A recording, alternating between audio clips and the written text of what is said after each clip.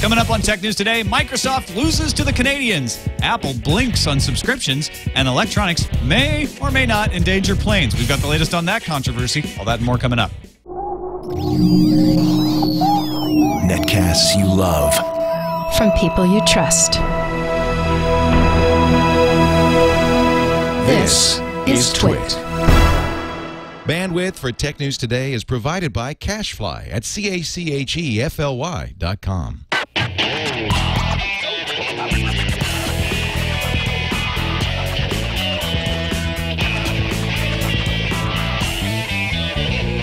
This is Tech News Today for Thursday, June 9th, 2011. Tech News Today is brought to you by FreshBooks, the easy online invoicing service that gets you paid quickly and makes you look professional. Get started with a free package at FreshBooks.com.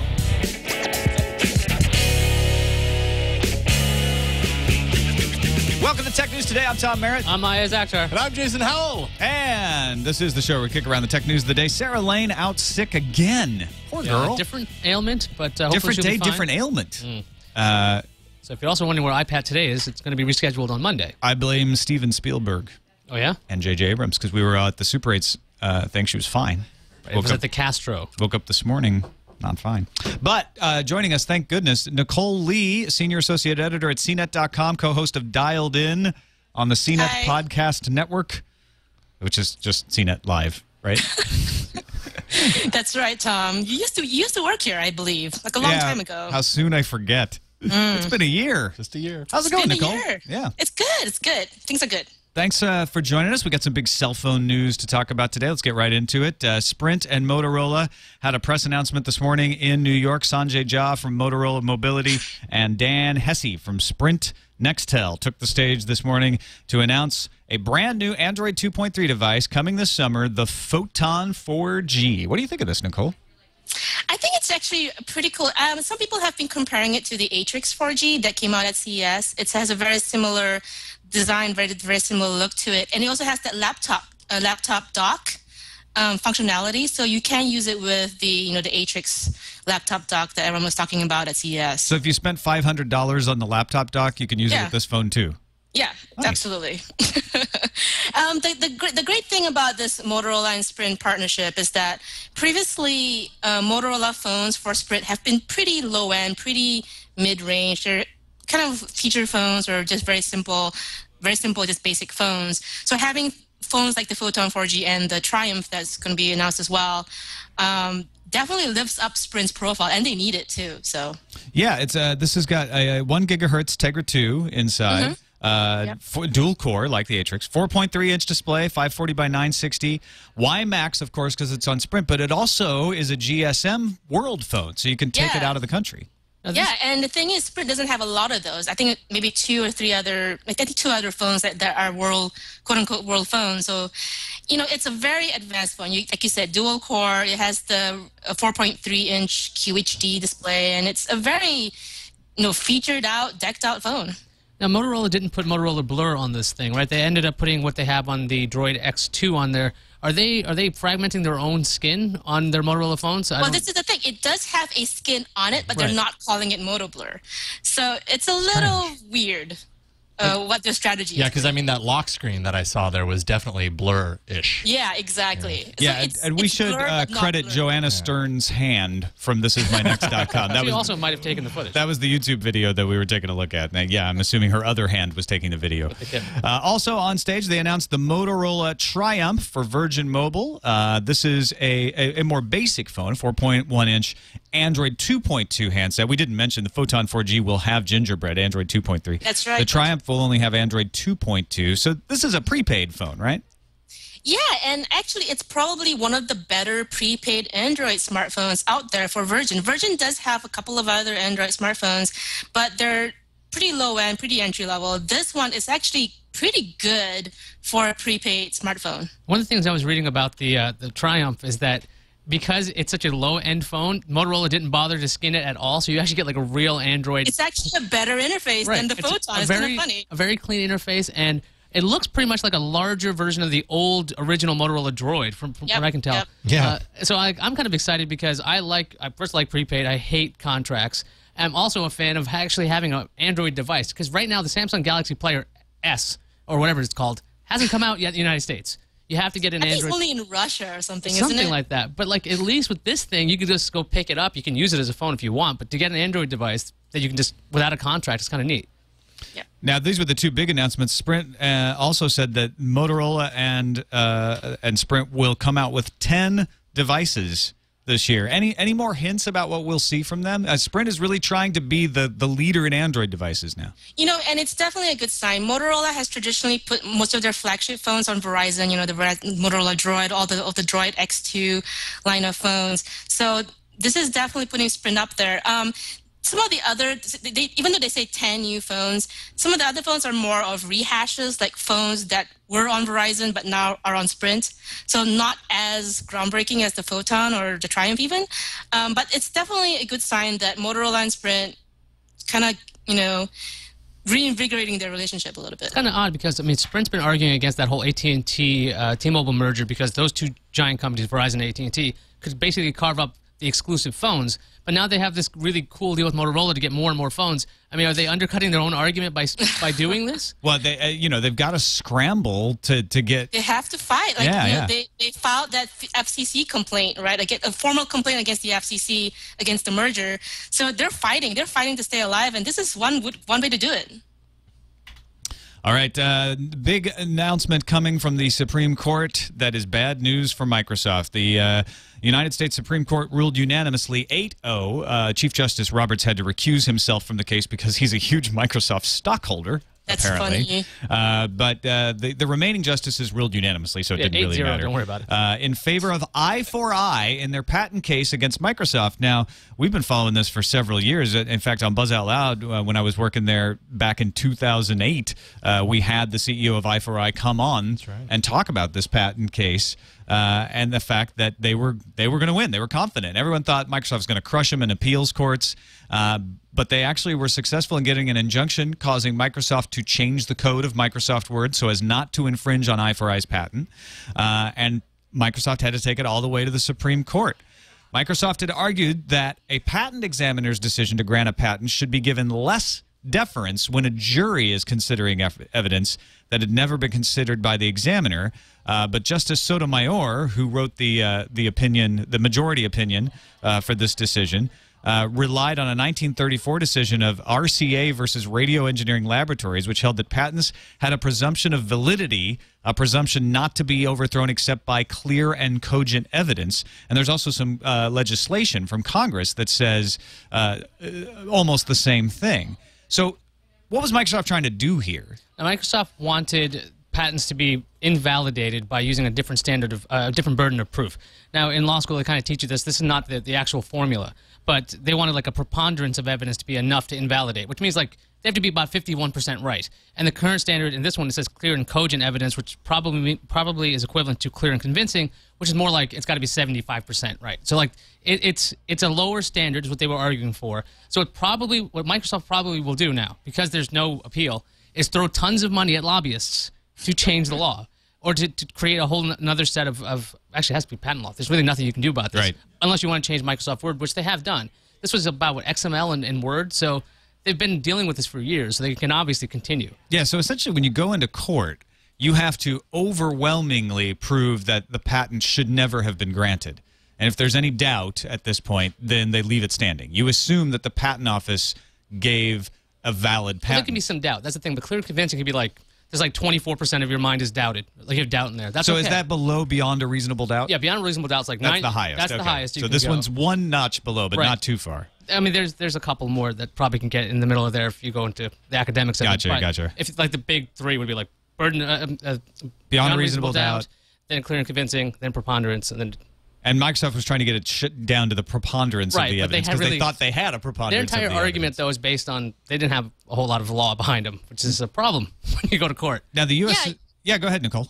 Oh yeah, if you read the Ars Technica articles, they're very interesting on how Microsoft kind of built their case. They were saying how I4I needed to file the patent within a year of them exercising that patent, and they couldn't really show that they had some eyewitnesses, but witnesses are not enough to I have to show that clear and cogent evidence. It's kind of interesting. And this is a setback for the software industry because the Supreme Court had been ruling fairly favorably in patent law towards the software industry in the past couple of years. And now this is the first time that they've ruled dead set against the software industry. I mean, it's one software company beating another software company. So in one respect, Microsoft is hurt by this, but that also strengthens their own patent portfolio. Sure.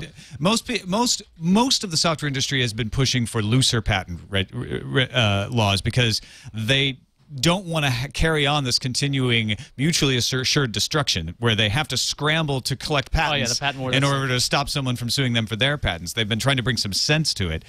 This is not going to help them in that cause directly, although it may help rally the troops to push Congress to modify patent law. Right, and there is a bill under consideration at the U.S. Congress right now. Nokia has lost another technology chief, Rich Green. The Nokia CTO that was hired just over a year ago, at the beginning of 2010, has taken a leave of absence, Nokia says, for personal reasons. He's the former VP of Sun Microsystems. He's described as being charged with Nokia's technology vision across all platforms. Official word is that he's leaving for personal reasons, which that could totally be true. He may have a sickness in the family. He may be dealing with some kind of personal issue. Who knows? I mean, people take leaves of absence. That's not that big a deal. But a Finnish newspaper has quoted sources inside Nokia saying he left because of differences over strategy and would not be returning. And one of the strategies that he had differences about was MeeGo. Yeah, so MeeGo, which they essentially nixed in favor of the Windows Phone 7 operating system. And I guess he was a vocal advocate of MeeGo, and he must have been pretty disappointed when, everyone else went for Windows Phone 7. Yeah, MeeGo was, I think, it was the combination of Moblin and what was the other one? I forget. Symbian? It wasn't Symbian. It was another something else. MeeGo, and now I'm messing up. Mobile Linux, and what was the other one? Can't remember it. I can't. But anyway, the remember point was it was a Linux-based operating system that was going to be the future of Nokia, and they were going to work with Intel. MIMO, thank you so much. That's right. Yeah, both obviously did not succeed, and so I mean, the fact is that I guess when Elop got into Nokia, he's taken off a lot of people. It looks like. I mean, he's really great friends with Ballmer, and they're like, hey, yeah, let's put Windows 7 on there, or Windows Phone 7, but he's taking off his own people. Yeah, and he had just been elevated into the leadership team by Elop. So he got up there, started speaking his mind, and Elop said, nah, we're killing MeeGo. Sorry. You can't stop it. Don't try to jump in front of the bullet. Forget it. Right. It's Chinatown, Rich Green. Right, and the thing is with Stephen Elop is that he's been getting a lot of criticism in the industry and in the press for choosing Windows Phone 7 over Android because Android is a much more proven platform than Windows Phone 7 right now. And I think he was giving some kind of an interview at a press conference. I think it was at Qualcomm's Uplink conference in San Diego, and he said to the effect that there are so many companies doing Android right now that we want to stand out. And a way to stand out is to go with Windows Phone 7 as an operating system. It's a whole big fish in small pond, little fish in big pond, little analogy there. And yeah, they could have stood out sticking with Symbian too. That's true too. The other thing is, or Palm Garnet. Their big problem is that they have really terrible relationships with carriers. I mean, all the phones are unsubsidized. So who wants to buy a $500 Symbian powered phone or a $500 whatever phone, whatever they're going to use, if they don't have like great software, or they really need a better relationship. And Microsoft, I think, has better relationships with the carriers, and that was partly why they ended up joining together. Nicole, do you know anything about that? Yeah, Microsoft has pretty good relationship with the carriers from the previous efforts, from the previous Windows mobile efforts. And Nokia, they just have not been able to crack the carrier market here.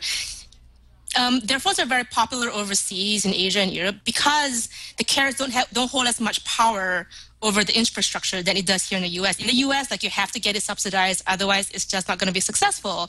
Overseas, you can get it unlocked pretty easily. It's not as big of a deal. So there's that whole carrier relationship thing that they have to get through. Reuters says that Henry Thierry, head of Nokia Research Center, will be the acting CTO while Green is on his leave of absence. Henry becomes the 5th CTO in the past 6 years. So this is not, even before Elop, this was not a position with stability in it. Well, that could explain some of Nokia's problems. Technology officers isn't doing well when they've been losing market share. So yeah. Bang, bang, bang. See you later. Also, I have to give credit to Darth Galt in the chat room for the Palm Garnet reference. I didn't pull that out of my own brain. All right, let's take a quick break and thank our sponsor, FreshBooks.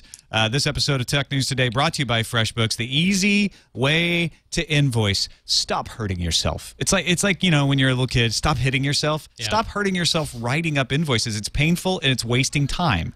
You could be spending that time creating what it is that you invoice for if you tried out FreshBooks. 3 free clients, so it's no risk. Go set up a client in there. It's pretty easy. You put in all of the information. It's as easy as they can make it, because they can't read your mind yet. So you just put in all the information, and then once that's done, you can invoice them from then on as easy as pie. You just say, hey, this is what the job was, this is what the rate is. They create the invoice, they make it look professional, they send out the emails, they send out the reminders, they collect the payments in 11 different forms. So your client can pay however they want. It's easy for the client, too, frankly. Even if they want a paper invoice. Yeah, if you got some old fuddy-duddy. Yeah, FreshBooks will send out an invoice to them with a little fee involved there. But that way, you can get paid. Yeah, so check it out. You get 3 free clients. It's very reasonable if you have more than 3 clients, which a lot of you probably do. But it's still going to save you time and money, and you get a free cake. I mean, you say that you listen to Tech News Today, and you get put in a drawing for a chance to win a free birthday cake. It doesn't even have to be your birthday. I mean, you don't let on, but they can give it to you anyway, whether it's your birthday or not. It's good cake, too. We've had it. So check them out. FreshBooks.com. We thank them for their support of Tech News Today. All right, on to Citibank and another hack. This is not. You could probably swap in a different name here, and it's the same story we've been hearing. Next was hacked by Y. Malicious attackers stole the names of customers, account numbers, and contact information for Citigroup banking customers. Citigroup not saying that any other more damaging information was taken, but this is enough to do some good phishing schemes. I don't know about you guys, but I've been noticing more banking stuff show up in my email lately. That's like, hey, Wells Fargo has reset your account. Just click here to take care of it.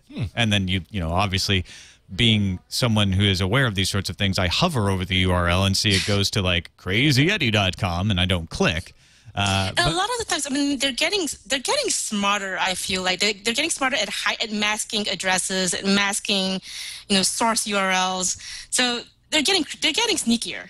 Yeah, they are, and this isn't going to help. They use Cyrillic, so that it looks like the same text in your URL bar, and it's really confusing. I mean, Cyrillic S is a C, so right. Yeah. So the other thing is, that's why it's really important to make sure you get the latest browsers you can. Even Chrome 12 has this. It'll check if you're going to a malicious site. But the thing is, if you are at Citibank or one of the other banks that they operate, be aware of all these emails. You probably will get people saying, oh, by the way, you need to reset your password, or you could just click here or something like that. Right. Citigroup says they are contacting customers whose information was impacted. They've implemented enhanced procedures to prevent a recurrence of the type of event, thank goodness. And they claim that only 210,000 individuals, roughly, were affected, around 1% of the bank's 21 million account holders. So if you get an email from Citigroup saying that you are potentially suffering this this don't respond by clicking on a link. Don't respond by calling a phone number that's in the email. Or if you go to your credit card or your bank statement, find a phone number there and call them. Yeah, or if a loved one I'm talking to my mom right now. Please don't click anything from Citibank right now, because I mean they might not be as well informed as you are. So go around and make sure your family is safe with this one. Now that's a malicious hack. Lulzsec is still out there as the merry pranksters of the hacking world, hacking things right and left. They now are saying that they've hacked the National Health Service in the UK, which that sounds pretty scary, right? Because that's all the customer records and all your health information. Yeah. But Lulzsec says, while you aren't considered an enemy, your work is, of course, brilliant. We did stumble upon several of your admin passwords. We mean you no harm and only want to help you fix your tech issues. And so they've let the NHS know, like, hey, we hacked in. We're not going to use this because we like you guys, but you should know. Did Lulzsec trade in its black hat for a white hat, or is this something else? I don't think that's exactly white hat when you're going and publishing all those Sony names.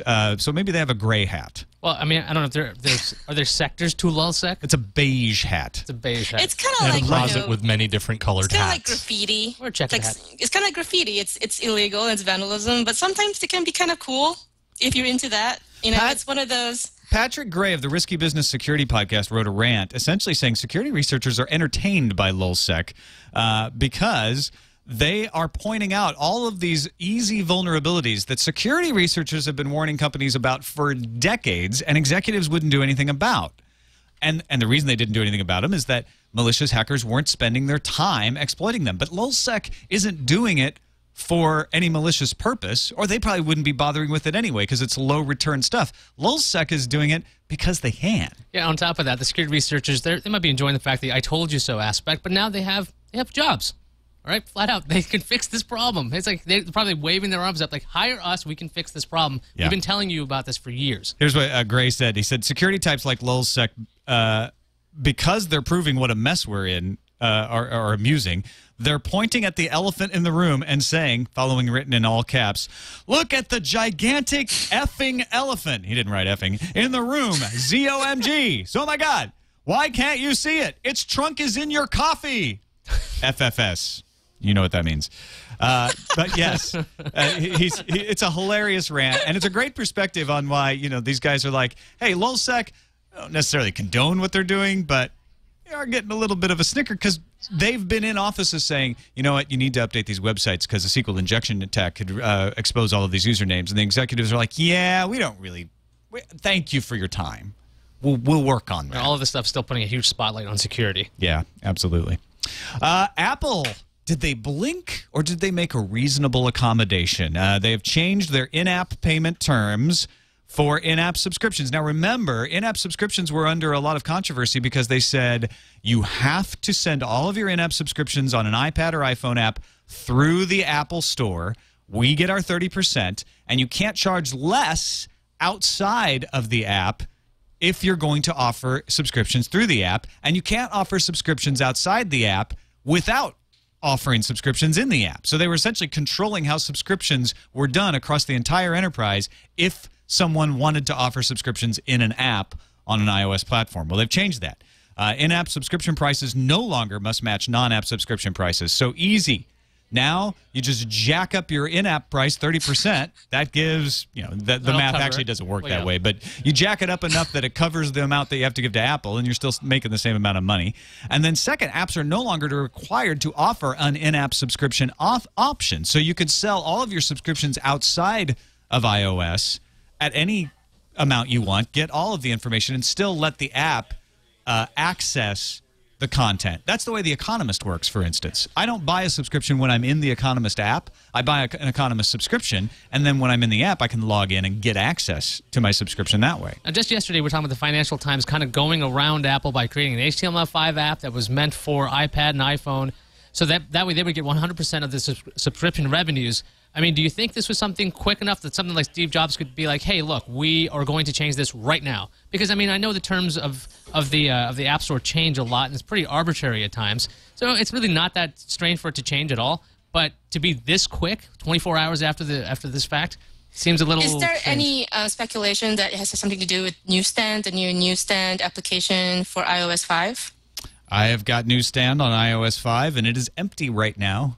Okay. And they would like it. They would like it to be full. They want to fill it. Yeah, right? once it launches in the fall, they want to have lots of people in there. And I can imagine companies like The Economist that are already taking advantage of this going, listen, Apple, let's be reasonable. Our model's working great right now. Why change it? And based on that, while they had those really onerous terms for a while, do the publishers still have to stick by what they already set up? These new terms weren't taking effect until June 30th. Right. So now they've changed them before June 30th. They'll never take effect. Okay. So these are the new terms, essentially. Finally, ABC News has a story about the effect of electronics on airplanes. This goes right up there with cell phone radiation risks and other controversies where we don't really know what the risks are. But ABC says they accessed a confidential document, a report by the International Air Transport Association. That's a trade group that represents lots of airlines worldwide. And it documents 75 incidents of possible electronic interference that airline pilots and other crew members believe were linked to mobile phones and other electronic devices. The report covers the years 2003 to 2009 and is based on a survey responses from 125 airlines that account for a quarter of the world's air traffic. So 75 incidents over 6 years that are self-reported as we think something weird was going on here. Yeah, but it's interference. It doesn't necessarily mean it's actually messing with the usage of something. Well, what they're saying is there was an incident where all of a sudden the autopilot tried to turn itself on. And We were like, wait a minute. Those are why the is- incidents? Or are they talking Oh, yeah, about there were incidents not like just like yeah. getting weird radio signals? No. This wasn't just like static in my headphones. I mean, there was weird stuff happened, and they think it happened because... So the question is, was it a correlative or Exactly. cause? We don't really know. Causation versus correlation, yeah. Dave? I don't know. Wasn't there like a recent change with Alaska Airlines where they changed all their pilot manuals to an iPad? Would the iPad be susceptible to the same personal electronic device? You can't turn it on during flight and takeoff. ABC went into the Boeing test facility and they demonstrated what the interference can do. A BlackBerry and an iPhone were both over the limit, and they showed some effects. The worst offender was an iPad, though. I assume that's an iPad on 3G. Well, I think though, maybe it's an iPad Alaska looking Airlines for was Wi-Fi. using it for their manual. Now, Right. if the pilots are using their manual or they're trying to figure out what's going on before they're taking off with us, I have a lot more fears than interference. They should know how to fly the plane without the iPad.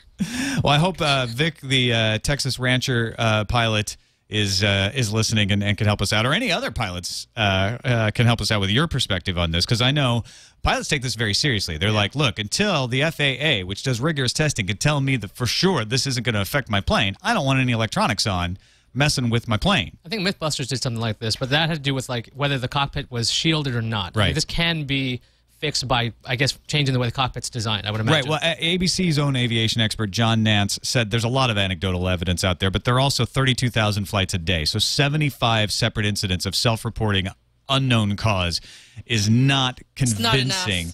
And he says if an airplane is properly hardened in terms of the sheathing of electronics, there's no way interference can occur. That's according to Nance at ABC, although some Boeing engineers said, unfortunately, not every airplane is shielded as hard as they have a long that. life. Because they're around for so long. So again, it's not a license to go leave your iPad on when they tell you to turn off the electronics. Let's make that very clear. And also, you know what else we should do? Go to the news views? Yeah. A company called 4C is trying to clarify this whole LoadSys patent mess. LoadSys says it has a patent that covers in-app purchases, and devs should pay it a royalty. Apple says they've got it covered. 4C's customers, like Adidas and Best Buy, have been targeted by LoadSys, and 4C is now seeking a declaratory judgment in Chicago Federal District Court against LoadSys, saying there is no patent infringement. If 4C gets that declaratory judgment, it might help others being pressured by LoadSys. Yeah, declaratory judgment's a lot like saying, yeah, everything you're saying is true. So what? So All Things D has reported that News Corp is getting closer to distancing itself from MySpace. The rumored deal is News Corp would continue to own 20% of the social network. The other partners are rumored to be an investor group, which includes Activision chairman and CEO Bobby Kotick, acting as an individual, not as a representative for Activision. Talks with Vivo and My Yearbook apparently haven't worked out either. Oh, and News Corp apparently isn't going to get anywhere near that whole $100 million price it wanted. We're thinking about teaming up to buy it. What do you think, Nicole? I think that's a good idea. I think we should get Friendster first, though. Oh, yeah, maybe we should. We'll pick that up cheap. They have any data? In the bargain aisle. Cheaper. Yeah. The newest Nook, the Simple Touch Reader, has a little secret. A web browser is in there, and you don't have to root it. While Barnes & Noble doesn't list the browser as a feature, you can navigate to URLs via the search bar. Browser's a little buggy, so that may be a reason it's not really an official feature. This is but you the can reason do to it. get a Nook. Yeah. Not the reading. Who cares about reading? The web browser. So much Slow browser. refresh, black and white So web. much easier to use. And you can watch live streaming of TWiT. Oh, man. What a complete and At one colossal- frame a second. Exactly. A CTA report says that texting only grew 8.7% in the second half of 2010. That's the smallest increase in a really long time. If people aren't texting, what are telecoms to do? Oh, that's right. They'll just add data caps and charge like crazy for that data. I'll just start using my iPad Messenger and message all iMessenger. nobody that has it yet. Turns out AT&T may have run afoul of the Internet Tax Freedom Act. Didn't know about the Internet Tax Freedom Act? Well, now AT&T you do. didn't either. They were collecting millions of dollars in taxes that they weren't supposed to. A class action lawsuit led to a pretty big settlement, which requires AT&T to refund or credit wireless customers around $950 million.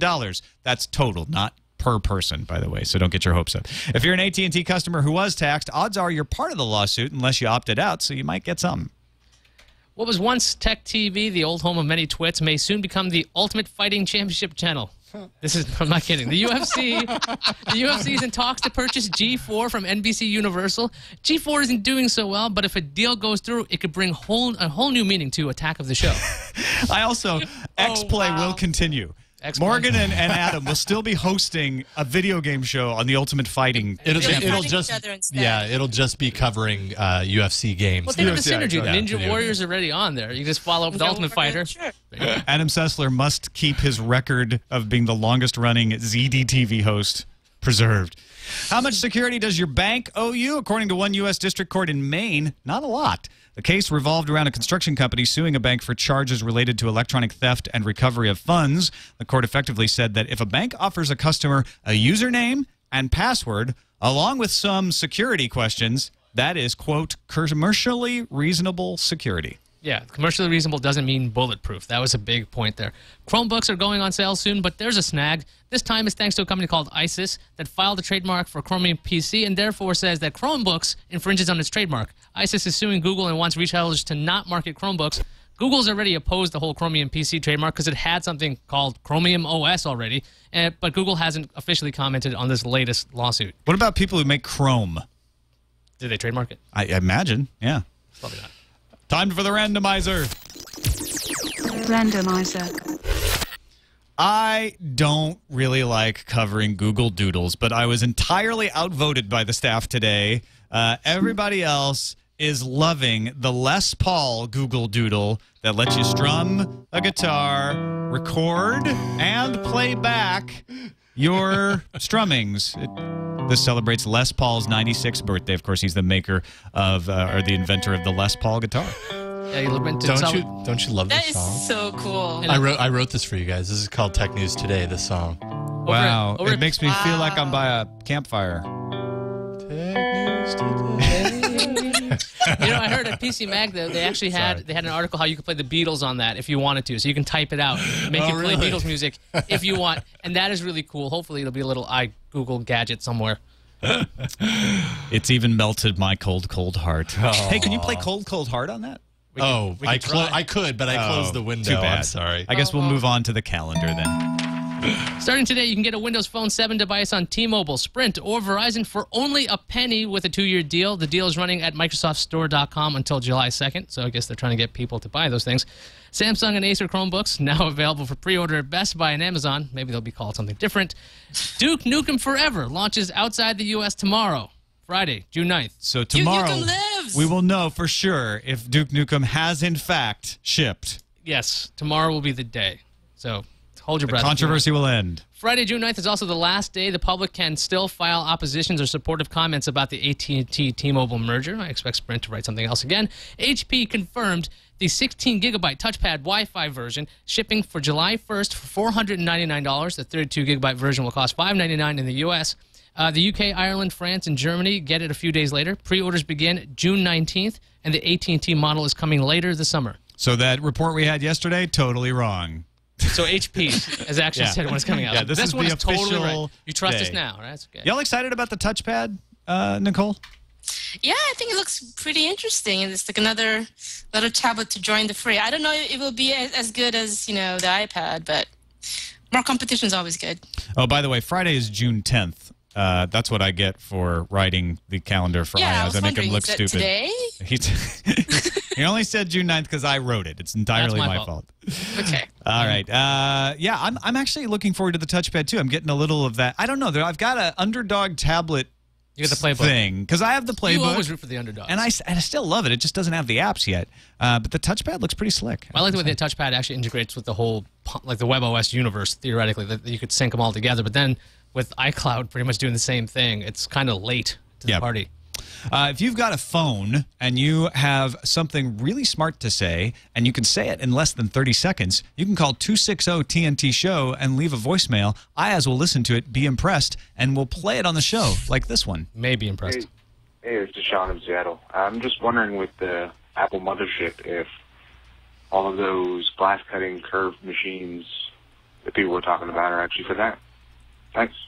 Yeah, there was a rumor. This is what impressed you? Yeah, there was a rumor of the iPhone. First, it was 15 seconds, so thank you for 15 seconds.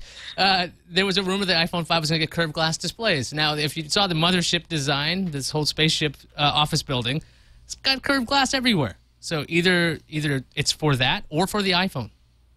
The entire glass of that building is interactive. Just touch it and you'll be It's in a that. huge curved glass touchscreen. Yes. And it's capacitive. Oh, yeah. Multi-touch. Absolutely. Totally. All right, on now to the emails. TNT@twit.tv is the address. And we got an email from Adrian in Arlington, Texas. Good morning/afternoon. I hope this message finds each of you doing well. I think that referring to the EU's privacy concerns over Facebook's facial recognition software as FUD may be a little unjust. I'm not saying that the EU is going about handling the issue in the right or wrong way, but here's the cause for concern. We all know that we live in a world with a small population of wackadoodles. So what is to stop some of these maladjusted individuals from sitting outside, say, a Planned Parenthood facility with a zoom lens and taking photos of staff and those seeking services and then uploading the photos to Facebook in order to have the facial recognition software provide the name of the individuals in the photos? I can see this being a potential problem for jurors or potential jurors, those who choose to march for or against a cause, or for those who just may want to keep the fact that their political, religious, and social affiliations are not public. They want to keep that stuff private. Sadly, there are people who will use this type of technology to bring harm to and influence others. Now, Adrian is expressing a concern that a lot of people had. Yeah, a lot of people wrote in about this, but that would only be the case if Facebook automatically tagged pictures of everybody for everybody. But for auto-tagging to even happen or to suggest a tag for somebody's face, you'd have to be friends with them, I thought. Yeah, it will only suggest a tag if you are friends with that person. Now, granted, some people are friends with people that they don't really know, and so there's another danger to that, which I guess does fit into Adrian's worry. But if you're the kind of person who is concerned about that kind of facial recognition working, don't befriend anyone that you don't trust, and then when they do facial recognition on a photo, your name will not be suggested. On top of that, you can go into your account settings. It's kind of hidden. You have to look it up how to do it. You got to go to like 5 different depths, and you can actually turn off that option for people to automatically do that. We've got an email from Rob Maxwell in Damascus, Maryland. His subject was about Bitcoin. Entities within the United States are allowed under U.S. law to create private currencies as long as they are exchangeable with the dollar. Bitcoin exchange floats, unlike, say, yuan? Yuan. So this should be less odious than the Chinese economy. And B, Bitcoin founder said that it is not untraceable because everything is logged, nor was it designed to be. Keep up the good work. Yes and no. Okay, that last point is interesting. Rob, you make a fair point. Bitcoin isn't technically untraceable, but it is also very easy to hide who you were. So the coin transactions themselves can be tracked. They have to be tracked because that's how the system works to confirm that this is in fact that actual coin. But you can mask who you are doing the transfers, right? I guess fairly easily. There's always a way to find. But no, you're right, Rob. That is a very good point and a good email. Thanks for that. In fact, I also want to go back and thank a lot of folks from our Reddit page at reddit.r/technewstoday who submitted links that were used in today's show. Thanks to Knox for the Microsoft Toronto. That's where I saw it first. I saw it on Reddit that Microsoft had lost the Supreme Court case. Also, did the other thanks get deleted, or is that it? Is that all we had? Mr. Knox. Yeah, I guess it was like I want to say Psych 99, but we can. Yeah, I'd put them over there in the notes field, but I guess either we dropped your story. But thanks anyways. There was PC Guy 999 somewhere in there, so yeah. Thanks to you. Samuel Prosser. Samuel Prosser submitted the hackers warning the NHS over the LulzSec attack. So thank you, Samuel Prosser. PC Guy 999, he submitted soldiers fighting the airline bag policy, which we didn't get a chance to talk about today. But again, check it out. Reddit.com/r/technewstoday. You can submit there, or if you've got a little change in your pocket and you want to immortalize your name forever in the lobby of the TWiT studio that we're going to be moving into this summer, go to bricks.twit.tv, snap up one of the last bricks before they're all gone. I wouldn't suggest suggesting a story by buying a brick, but you could buy a brick. No, because we probably wouldn't get it in time. Right, exactly. But buy bricks to help us out. We really appreciate that. Nicole Lee, great having you on the show. Thanks so much for filling in today. I really appreciate it. Can't wait to have you back. Not a problem. I hope Sarah gets better. Yeah, thank you. And let folks know about Dialed In and all the other stuff you're doing over there at CNET. Yeah, so we have a cell phone podcast on CNET called it's at dialedin.cnet.com, and me, Ken German, Bonnie Cha, and Jessica Dolkart, we all talk phones all week long. So check them out at live.cnet.com or podcast.cnet.com. Thanks, Nicole. Thanks, everybody, for watching. You can find us on the web at live.twit.tv. You can email us, tnt@twit.tv, or give us a call. Our phone number is 260-TNT-SHOW. We'll see you tomorrow.